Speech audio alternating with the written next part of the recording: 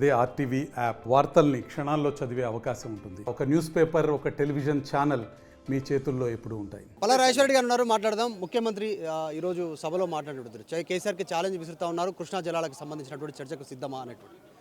కృష్ణా జలాలలో నష్టం చేసింది చేతగాని ప్రభుత్వం, ఈ రేవంత్ రెడ్డి గారి ప్రభుత్వం. కృష్ణా జలాలలో ఇంతవరకు దాన్ని కాపాడుకొచ్చింది ఒక్కటే సంవత్సరానికి 2014లో 2015లో అగ్రిమెంట్ అయింది ఓన్లీ 1 ఇయర్కే. ఇవాళ కూడా 2023 స్టేటస్ ఉండాలని చెప్పేసి అంటే నాగార్జున సాగర్ని తన పరిధిలోకి తీసుకురాకుండా ఈనాటికి కూడా 2 టీఎంసీని డైరెక్ట్గా తీసుకుపోతున్నది ఇలా టీడీపీ ప్రభుత్వం. ఇవాళ అక్కడ ఉన్న ప్రభుత్వం వారికి లొంగిపోయి కృష్ణా జలాల గురించి మాట్లాడడం విడ్డూరం.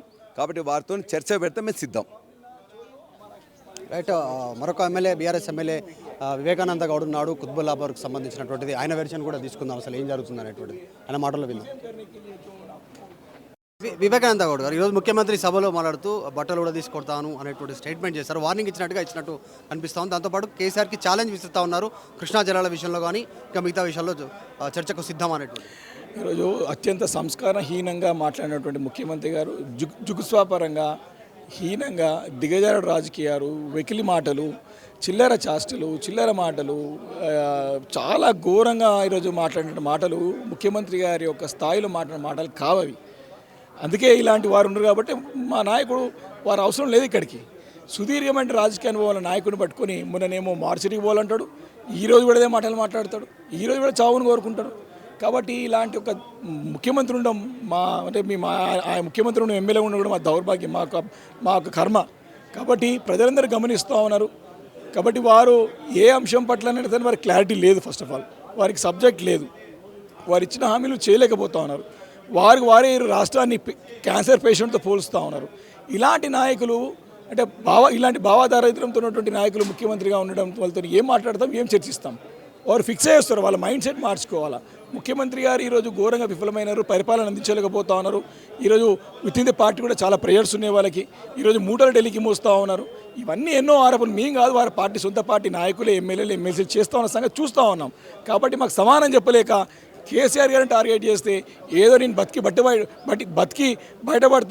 బట్టగట్టి బయటపడతాను ఆలోచనతో వారు కేసీఆర్ గారి పైన ఆరోపణలు చేస్తూ ఉన్నారు. 15 నెలలు అయిపోయింది అధికారంలో నువ్వు వచ్చి.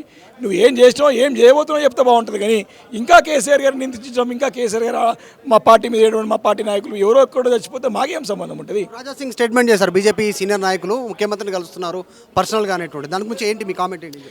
ఈరోజు అసెంబ్లీలో చాలా స్పష్టంగా తేటతెల్లం అయిపోయింది. రాజాసింగ్ గారు చేసిన స్టేట్మెంట్ 100% కరెక్ట్ అని మాకు ఈరోజు అర్థమైంది. ఎందుకంటే ముఖ్యమంత్రి గారు on the record BJP floor లీడర్ని పట్టుకొని మా నాయకుడు రేపు పొద్దున వచ్చి మా దగ్గర పనిచేస్తాడని చెప్పినాడు. దానికి తోడు బీజేపీ సభ్యుడు లేచి ముఖ్యమంత్రి గారు మాట్లాడి సంతృప్తి చెందలేమని చెప్పినాడు. మళ్ళీ వీరేమో ఢిల్లీ పోతే రూపాయి వస్తలే అని చెప్తాడు ఈయన. కాబట్టి ఈరోజు బీజేపీ కాంగ్రెస్ యొక్క రహస్య ఒప్పందం బయటపడ్డది. ఈరోజు స్థానిక రాష్ట్రంలో బీజేపీ నాయకులందరూ కూడా రేవంత్ రెడ్డికి అమ్ముడు పోయినారు. క్లియర్గా రాజాసింగ్ గారు చెప్పిన స్టేట్మెంట్ 100% కరెక్ట్. వారితో ఏకీభవిస్తున్నాను. ఈరోజు చాలా ఓపెన్గా ఈరోజు రుజువు అయిపోయింది. కాబట్టి వారు అక్కడ ఢిల్లీకి వెళ్ళేసినటువంటి తీసుకురావాల్సిన నిధులు కానివ్వండి, ప్రాజెక్టులు కానీ తేలేక ఈ రకంగా ఈరోజు మా పైన ఆరోపణలు చేస్తూ మా పైన పుడుతూ వెళుతూ రాజకీయ పబ్బం గడుపుకోవడానికి ప్రయత్నం చేస్తూ ఉన్నారు. ఇది ఎమ్మెల్యే వివేకానంద గౌడ్ చెప్తా ఉన్నారు.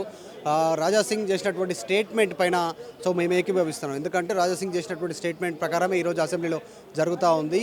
బీజేఎల్పీకి సంబంధించినటువంటి ఒక కీలక నాయకుడిని పట్టుకొని ఈయన మా నాయకుడే నెక్స్ట్ మా దగ్గర వచ్చి పనిచేస్తారనేటువంటి ముఖ్యమంత్రి డైరెక్ట్గా చెప్పడం, దాన్ని బీజేపీ సమర్థించడం చూస్తూ ఉంటే కరెక్ట్గానే అనిపిస్తూ ఉంది. రాజాసింగ్ చెప్పింది జరుగుతుంది అనేటువంటిది. బీజేపీ కాంగ్రెస్ ఒకే లైన్లో పనిచేస్తున్నాయి అనేటువంటిది తేడతెల్లమైంది అసెంబ్లీ వేదికగా అని చెప్తా ఉన్నారు. దాంతోపాటు ముఖ్యమంత్రి వాడుతున్నటువంటి భాష పైన అటు ఎమ్మెల్యే వివేకానంద గౌడ్ కూడా ఆక్షేపణను వ్యక్తం చేస్తూ ఉన్నారు. గతంలో చావును కోరుకున్నారు, మాజీ ముఖ్యమంత్రి చావుని, ఇప్పుడు మళ్ళీ అదే రకంగా మాట్లాడుతూ ఉన్నారు. లాంగ్వేజ్ చాలా హద్దులు దాటి మాట్లాడుతున్నటువంటి సిచ్యువేషన్ ఉంది అనేటువంటి కామెంట్ చేస్తూ ఉన్నారు. వీడియో జర్నలిస్ట్ విజయ్తో మధు మల్కేడ్కర్, అసెంబ్లీ. మరిన్ని వీడియోస్ కోసం ఛానల్ ని సబ్స్క్రైబ్ చేయండి. లేటెస్ట్ అప్డేట్స్ కోసం వాట్సాప్ ఛానల్ ని ఫాలో అవ్వండి. ఆ లింక్ డిస్క్రిప్షన్ లో ఉంది.